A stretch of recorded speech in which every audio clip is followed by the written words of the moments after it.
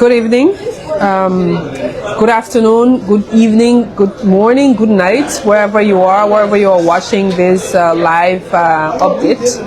Welcome to a special briefing of the Executive Mansion and particularly of activities of His Excellency President Joseph Yuma Boakai here in the United States of America. As you know, the President week has really been quite busy, and he's been engaging here. And as we speak, we're currently in the Washington, D.C. area in the United States. But before coming to what's happening here, I'd like to give you some rundown on the activities and what has happened. Earlier this week, the President started off with his engagement at the United Nations General Assembly, the official opening, where he spoke at the commemoration of the 30th anniversary of the Beijing Platform for Action, a declaration that was signed by women throughout the world to recognize the roles of women, the roles women play, the challenges that women go through, but also the progress that have been made so far. So the President did speaking about experiences, what his government has done, and the commitment he intends to do, especially so on the mark of the country's development agenda, which is the agenda for transformation, or it is the agenda for inclusive development. The agenda for transformation was the last agenda, and this one is the agenda for inclusive development. And this is costed at about $8.38 billion. So yes, people were talking about, oh, when the President spoke, and then he mentioned that he's going to support the role of and work of women, particularly the program. He was basically talking about the government's development agenda, that is the agenda, the arrest agenda for inclusive development, that is costed at $8.3 billion. And portion of that will go on social development. And the President was very clear, and a percentage of that will talk about women's rights, issues relating to women. So when he spoke, that relations was in connection to the overall cost of the arrest agenda for inclusive development. Now, coming to speaking at the United Nations General Assembly, the President did speak about the current status of the war, the current status of where we are, where the country is, what the country is doing, but more so talking about what Liberia has been doing, and also being appreciative of the people who have supported Liberia's bid on the UN Secretary, on the UN Security Council. He did thank all of the key players, but importantly, he talked about what role the war should take, especially so with hostilities in countries in Gaza, for example, the Palestine issue with Israel, with other, development happening around the world. He was basically talking about materialism, looking forward to connecting, where the world will come together, where Liberia can also play a role, especially as a member of the Security Council. Despite our role as a non-permanent member, however, that is something that he's looking forward to doing. He also talked about aligning with the Common Africa position. That is the position that Africa has taken. Liberia, a key member of the African community, and wanting to be a part of that. Going further at the United Nations, which, he wants to also let us to inform the public that he's thankful for the Liberians who came, to be there, be in the hall, attend the event, and saw the President speaking. And after he concluded his message, they were all there to thank him for what he's done so far. There were several other side meetings happening by His Excellency. Prominent amongst them was the meeting with the Crown Prince of Kuwait. Our President had a meeting with the Crown Prince, and that meeting was key because, the Kuwaitis have been a long-standing ally to Liberia. However, during the past administration, there were some challenges as it relates to how that relationship went. But since the President election, he has really been taking his diplomatic front forward. That means on economic diplomacy, moving forward, re-engaging partners, requesting for more support. They talk about coming back to support Liberia, contributing to our infrastructure project, to the Bong Lofa, road. The Kuwaitis have come back to say they will be able to help us to, do that. The president is thankful for that. They've been doing, a number of different engagement. And this meeting here, he's also had a meeting with the Afro-Asian Bank. They're interested also in supporting Liberia. They were meeting with, several side meetings happening even with Gavi, on the component of health to support our health sector. And New York was quite a busy place. But again, our president is excited. He's upbeat. He's looking forward to showing that all of his engagement, all of those meetings come to a fruition. That is the follow-up, because he's asked his foreign minister that there's a need to ensure that follow-ups are made, strategic follow-ups are made, so Liberia gets to benefit, and gain from those engagements in New York and all those partners that were, there. We concluded New York, even with all the busy activities and the engagement. We're now in Washington, D.C., where for the first time, His Excellency is calling Liberians together for the Diaspora conference, first one. The Liberian diaspora is quite a huge number.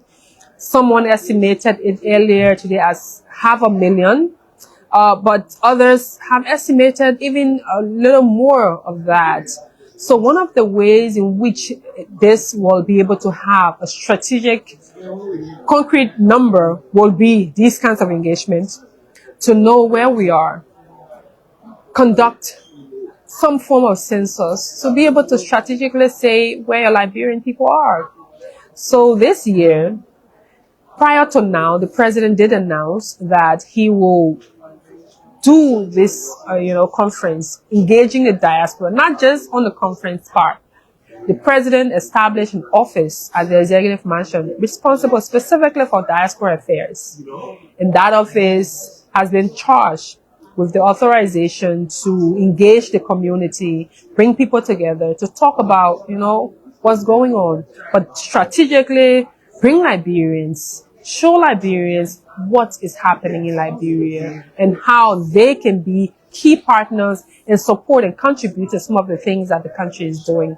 And this diaspora conference has been wonderful. And as you listen to the president, he spoke today, he spoke extemporaneously, highlighting some of the key issues and encouraging Liberians to come back home, to not only just send resources to their families and relatives, but to also see that they are able to contribute meaningfully to what's happening in Liberia.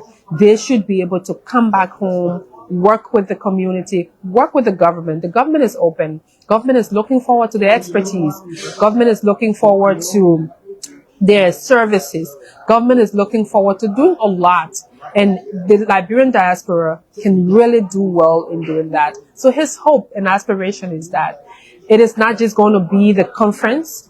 It's not just going to be ending here. It's not just going to be the meet and greet. He really wants to see how all of the impact, all of the activities, all of the work that will be happening during the course of these few days, the network will have lasting impact in Liberia. People will want to come back home to build businesses, to support, to contribute, to bring their expertise. And those are things he wants to do. He wants Liberians to know and to see and to come back to Liberia to do that. Also, he will be calling again Liberians to come at a town hall because the conference started today. He spoke at the opening. Currently it's ongoing. The different sections are happening. And then there will be tomorrow, the conference will happen. And then on Sunday, there will be the town hall that he normally has, that he engages Liberians. They ask questions. They talk about some of the issues. And the important part this year has actually been a very important year. Coming up from his meeting in Washington with President Trump, continuing with the energy that came with the 26th celebration, coming and bringing the diaspora together and doing a lot more for our country.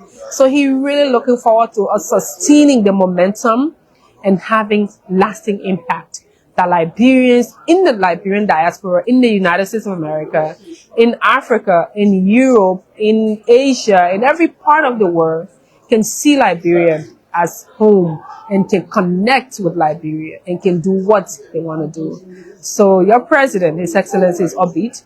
He's happy. He was very, very excited today. And if you were here, I'm sure you saw what happened, how the house was really energetic when he spoke. He spoke very lengthily, but more so the hope that he is looking forward for our country and what he wants to do for this great nation with the help of the Liberian diaspora. So that's the update. We'll keep you posted. We'll bring you more update as he's here. His engagement, the conference that's ongoing, but more so also with the town hall engagement. But we're here with some of our journalists, and you can, follow through. They'll be asking. I will take questions. Should you have questions to ask? Also, should you have comments online that you want us to engage with you, we look forward to answering your question. But yes, we're happy to be here. We're happy to give you updates on what's happening here with the president and his activities in the United States of America. Thank you very much, and good evening, good afternoon, good night, wherever time you are, however you're listening. Here we are, it's around 4:33 p.m., but I know it's past 8 p.m. in Monrovia. I'm sure it's around 8:33 p.m. In Monrovia. We look forward to engaging with you all more, and thank you, and good evening to all of you. Okay. Thank you, Madam Press Secretary. Thank you for the lengthy update. A concern raised by diaspora Liberians when it comes to establishing consulate, like in Canada, in other countries, in some parts of Europe. The president was also in attendance. He listened to that. Any message? What could be the response from that? Absolutely, absolutely. The president did listen to the Liberians who expressed their need to open consulates in Europe, consulate in Canada, consulate even in Australia, because they're Liberians. Because when the president talked about the Liberian diaspora, he's talking about Liberians all over the world, not just the United States diaspora. And those are concerns of Liberians in those other diaspora communities. And this is something that the Ministry of Foreign Affairs and the team will take into advancement and brief the president and see the feasibility and see what's possible to be done.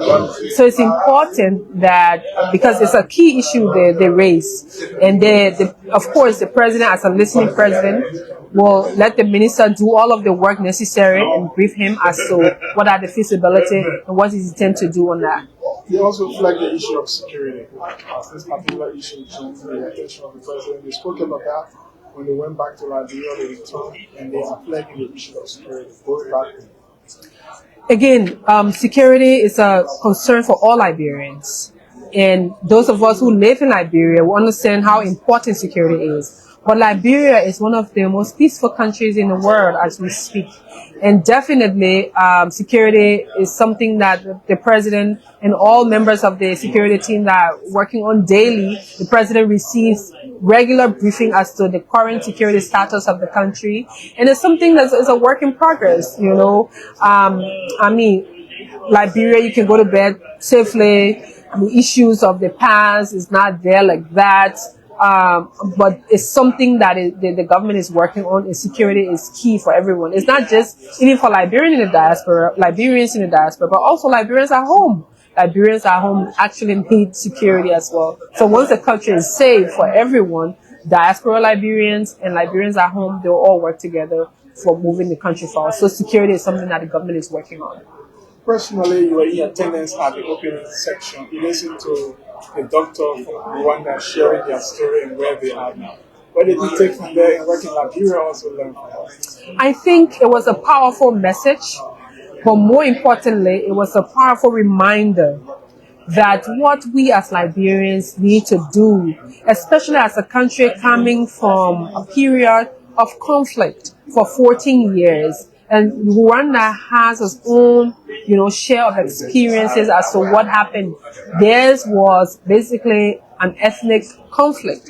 Ours was more political because it cut across many facets it was economic, it was political, it was ethnic, it was religious, and all of that, because during our wars, people turn on other people because of how they look or what the backgrounds are, the religions and all of that. So for us, there are lots of lessons that can be called from the Rwandan experience and how we can do. And he was very simple in explaining what they did as a country.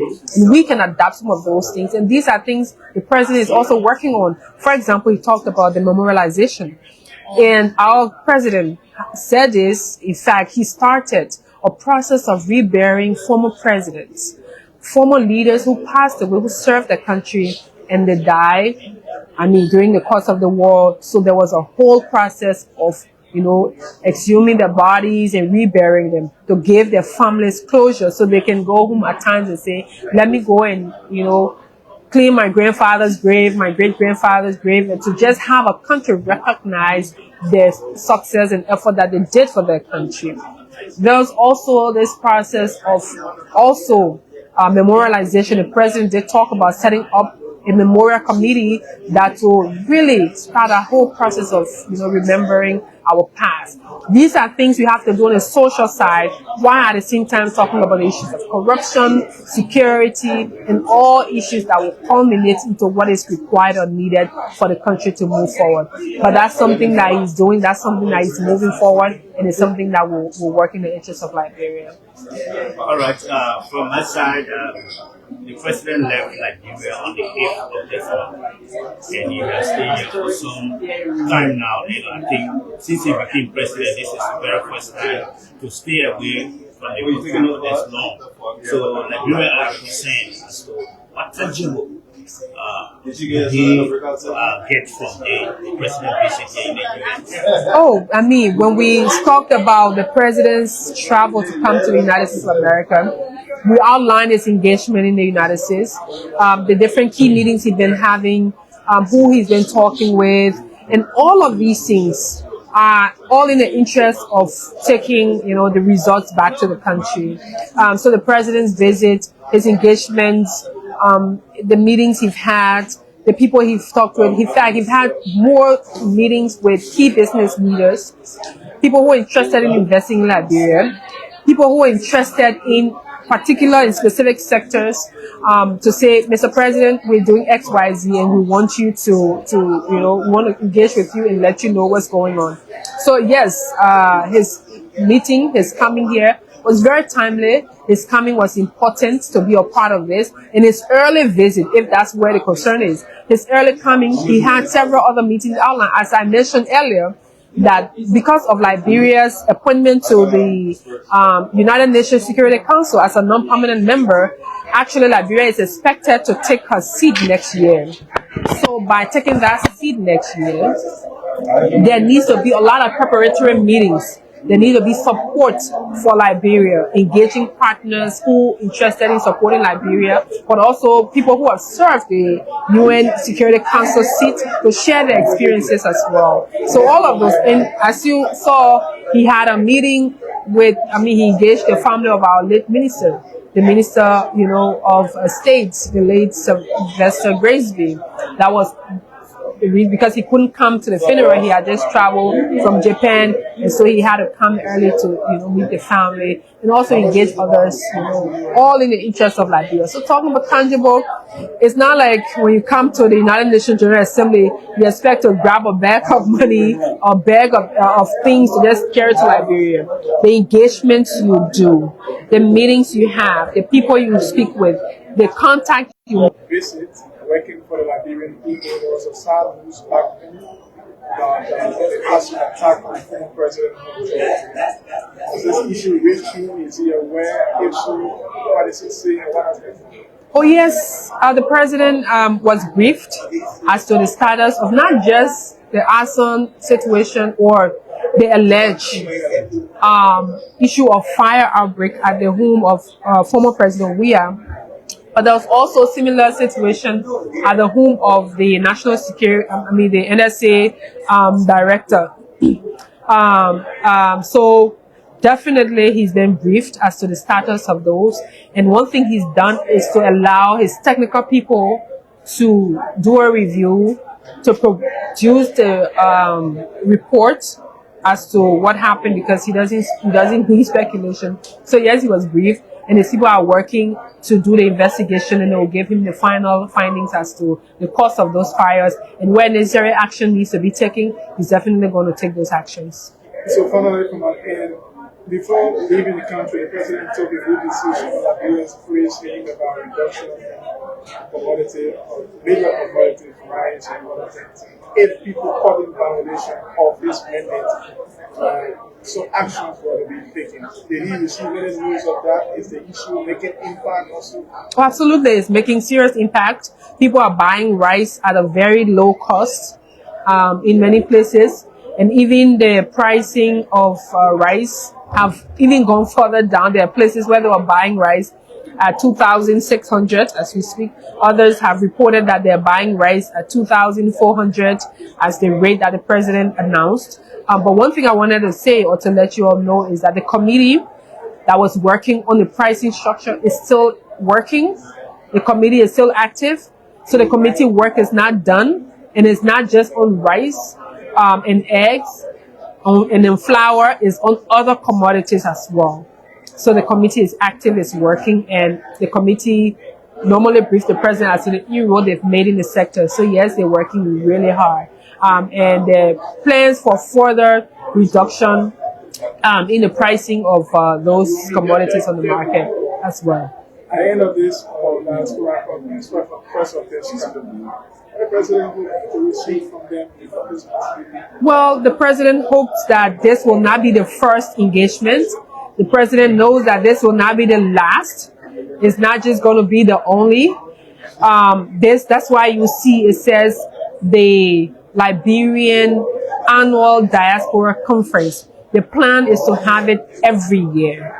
And the president is looking forward to even making it bigger. Maybe the next time it may be in the African diaspora. Maybe we say, okay, let's take this conference to Ghana, for example, where Liberians are there, or Nigeria, for example, or even in Europe, or even in Asia, you know. So the goal is to attract Liberians to come back home. But besides just attracting Liberians, to attract Liberians partners and people who are interested in Liberia, friends of Liberia, to come home, to come to Liberia, to establish in Liberia, to build businesses in Liberia. Because and improve the private sector. With the improvement of the private sector, you have jobs being created. You have, people, working really, really, really hard. And then once people get jobs, people put food on the table, they're able to construct, different businesses as well. They're able to do more for their community, and that's how our country will develop, and it will be, on par with other countries in the world. Any final thing from day one before we leave? Well, I want to also thank everyone who have contributed in the success of this Diaspora Conference, beginning with the Office of Diaspora Affairs, Mr. Erasmus Williams. Thank you. Such a great job. The president is excited of what you all have been able to do together. Dr. Edmund Dunn, Reverend Dunn, we want to thank you and your team for what you have done. It only get better from here, that I will say. To do anything for the first time, it can be challenging, or I know what they can say, but at least you've been able to bring Liberians from all parts of the United States and other parts of the world. We told that some people are still flying in to come. So thank you all for the hard work you've put into this. Everyone who've contributed, the government, because government of Liberia did a significant contribution to this process, because the Diaspora Conference is not just to come and talk. It has a lot of different behind the scene, activities happening, hotels, food, and all these different logistics that needed to put this and make it better. So thank you all to the Ministry of Foreign Affairs, the Ministry of Finance, Development Planning, the Ministry of State for Presidential Affairs, and everyone. The president wants to express his gratitude to everyone for this. See you all when we see you, hopefully tomorrow and over the weekend at the next event. But thank you. We'll keep you posted and keep you updated of what's happening in Diaspora. Thank you and good evening. Presidential Press Secretary Madam Kula again, Fofana, they are speaking to newsmen here at the Diaspora Annual Conference. Thank you for the update. Have a good evening. Good night.